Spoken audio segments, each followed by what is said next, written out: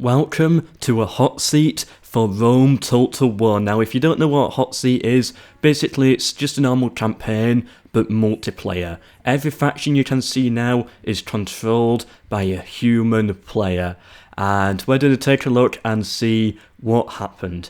So yes, sadly I don't know the players who were taking part in this. I don't know their names and stuff like that. I don't really know that many details except for it's a different map, of course. As you can see, the Gauls have expanded territory, Rome is united. I think every faction has some border changes. That's done for balance, and that's all. And I've got no idea who is going to win this, but my money's on Macedon. Come on, Macedon, I don't know who's playing as you. If I do know the names, they'll all be linked down below.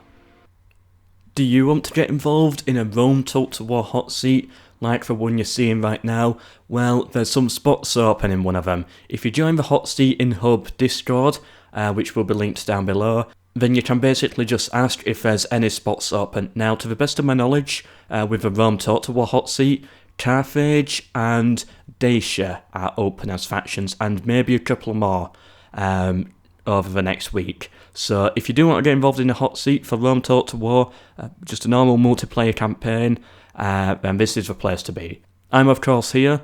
Yeah, if you come from my video, you can get a MELKOR Role as well and take part in hot seats.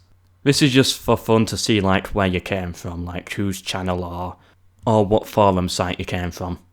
One turn in and it's kicking off already. We got the Seleucid Empire marching down to take Damascus now. What is Armenia going to do? So they've left their troops out of there. I'm going to assume that they're going to make a heavy push on the Seleucid Empire. We got loads of diplomacy, I'm assuming, to check out as well. Macedon's making their move. Rome has just exploded into Illyria, taking Salona and Apollonia there. And Britain has a foothold in mainland Europe. Interestingly, we get to see what Rome is actually building right now. Building nothing there, some basic trade down here. Yeah, they're not building that much. We've got a market, archery range here. So yeah, they're trying to turn this into their military settlement, get some more troops on the front, sort out those goals. Yeah, I know Rome's one big united power, but when it's humans versus humans, they are right in the middle of the map. And with this many goals here, I think they're going to struggle a little bit. Ooh, that's kind of bad for the Seleucid Empire there. I think they must have lost this battle, or maybe got pushed back by Egypt, and now the Egyptians have it under siege. Macedon took Thermon. The Germans have expanded further west and now border Britain and the Gauls down here on this entire front. Whoa, Armenia just blew up in that turn there. How many settlements did they take? I swear they only had 4. Did they just actually take 1, 2, 3, 4, 5, 6 settlements in one turn? Surely not. Of course, these saves were sent to me by someone else, so I'm assuming each one is like one turn, but there's always the chance that was a gap or something like that. Dacia had a lot of expansion as well, and the Romans surged forwards and took these 2 Gallic provinces here. They built some forts to defend themselves, a little Cold War situation here between the Gauls and the Romans. I always like to see the fort strategies to slow them down. And we've got Carthage moving up, landing in Europe, putting Massila under siege. They've done the same here by taking Corduba. The same fort system has been set up as well. Forts are so valuable in hot seats. In AI, they're kind of, not too much, but in a hot seat campaign, forts are super valuable. Quick note, by the way, this land up here in the northeast, this is not accessible, so people cannot take this land. I think they can take Crimea, maybe walk through it, but they can't take the settlements in this bit. To the best of my knowledge, anyway. Oh, another thing about Armenia, they took Hatra, a Seleucid settlement, but the Seleucid Empire took Damascus, but Egypt put them under siege again. Let's check diplomacy, and yes, things are starting to kick off. Okay, so Macedon and the Romans are allied. Where's Macedon planning to go then? If I don't want to kick out the Romans, maybe the Greeks. Yeah, unify Greece first, I think. Rome's at war with Gaul and the Greek city-states. Actually, we can see here. Yeah, they're at war with Greeks and Dacia. So yeah, there's a quick look at the diplomacy. Carthage at war with nobody yet, but allied with Spain. Could have actually been a mistake by Spain. Maybe, if I was Spain, I'd try and unite Iberia and keep the Carthaginians out. And just, yeah, try and, yeah, play defensive a bit. The Germans not doing anything yet. Same with the British. And the poor Greek city-states here. At war with 3 factions. Well, the SPQR doesn't count, so nah. It's only at war with 2. Okay, Tanais has fallen to Armenia. And I'll check out the Egypt situation soon, because the borders have changed quite a bit. Yeah, I could have sworn that was in the outside region. Maybe it's just these, maybe I'm wrong. Yeah, but Egypt taking Antioch, the capital of the Seleucid Empire. It doesn't matter if it's AI or human players, the Seleucid Empire always gets slaughtered from both sides. Armenia and Egypt took their land. What will happen to these two? Will they share it, or will they eventually go to war over this easy territory now? Because the Seleucid Empire, they don't have that many troops, it's just a fort spam. By the way, fort spams like this are not as bad as you might think. All the factions have access to siege equipment, like catapults and stuff, and HotSeat players usually do go with that strategy. Or they get spies to open the gates, so yeah, it's not like they've got to wait a turn each fort. They can quite easily get through all of those if they have a catapult.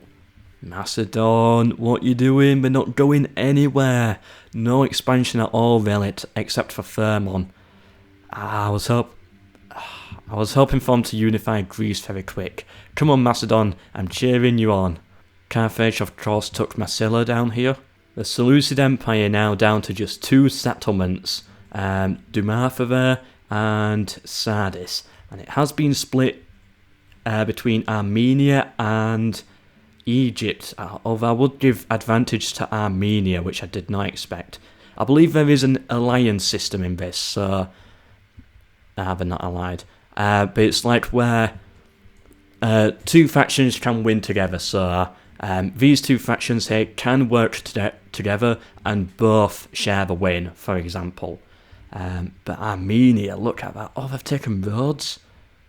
Their expansion is crazy. I feel like every time there's an end turn, I feel like I've actually gone 5 turns forwards. But no, that's not it. This is just how good these HotSeat players are at getting around things. They've taken Byzantium as well. Got a foothold in this bit of Europe. Oh, that's taking land from Macedon. No. Wonder what's going to happen here in Sicily. Are Carthage and Rome at war? Nah, sadly not. And the Romans secure the northern part of the Alps by taking Luvavum there. So yeah, from the Gauls. The Gauls, they're not looking good anymore. I don't know where they can really expand. Maybe take the... Nah, don't go to war with the British. They've got a lot of troops there, and the Gauls have basically nothing.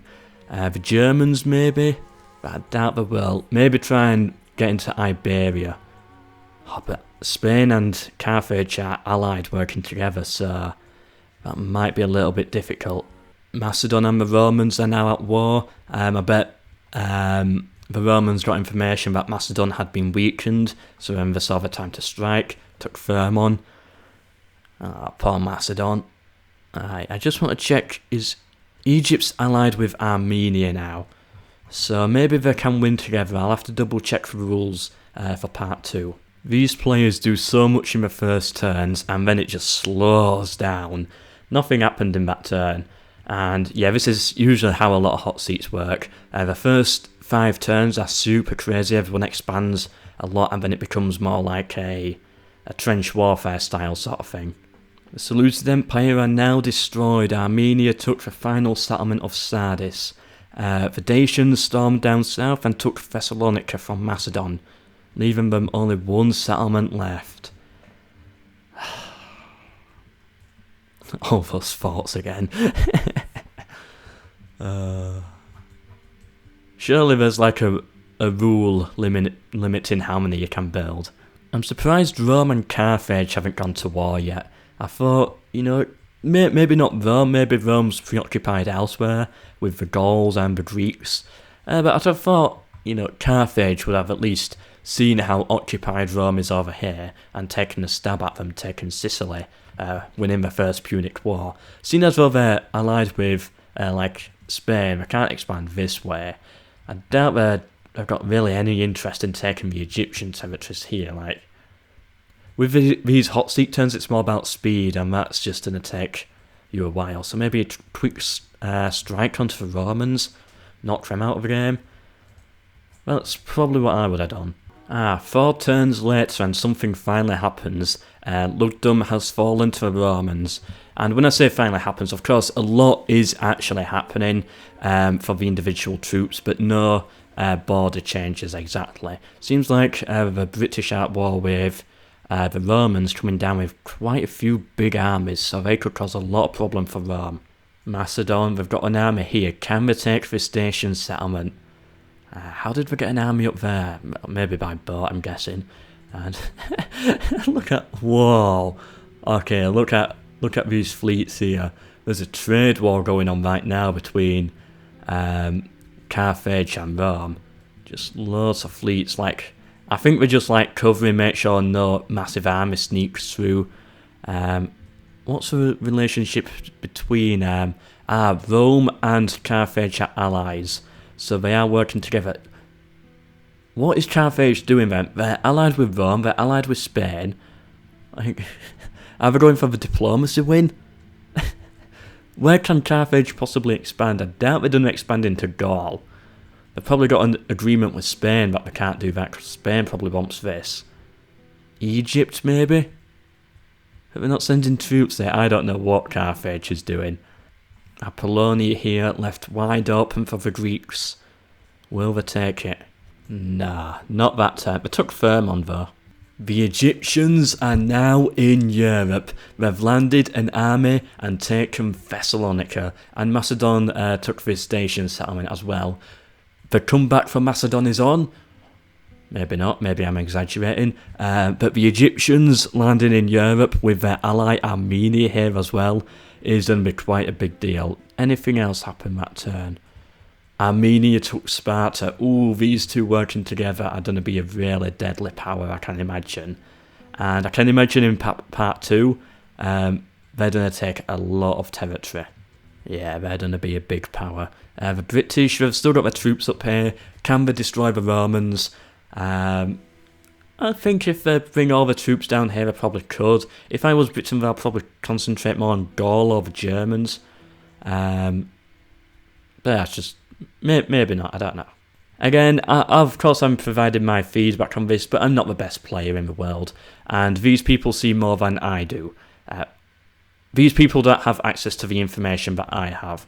For example, this here is all what Rome sees. So yeah, they've probably got information, but they don't really know how big Egypt and Armenia is. But luckily for us, we can see it. So yeah, thank you to Mergor for sending me the files. Thank you to all the players and the host and everything. If I do figure out who you all are, I'll link your names in the description below. And if you want to get involved in the Rome Total War Hot Seat, the Discord Hot Seat Hub will be linked down below also. Contact Mergor in there, give yourself a MELKOR Role, and yeah, you can take part in these hot seats as well. Hope you've enjoyed this video, subscribe to get notified of part 2, and goodbye.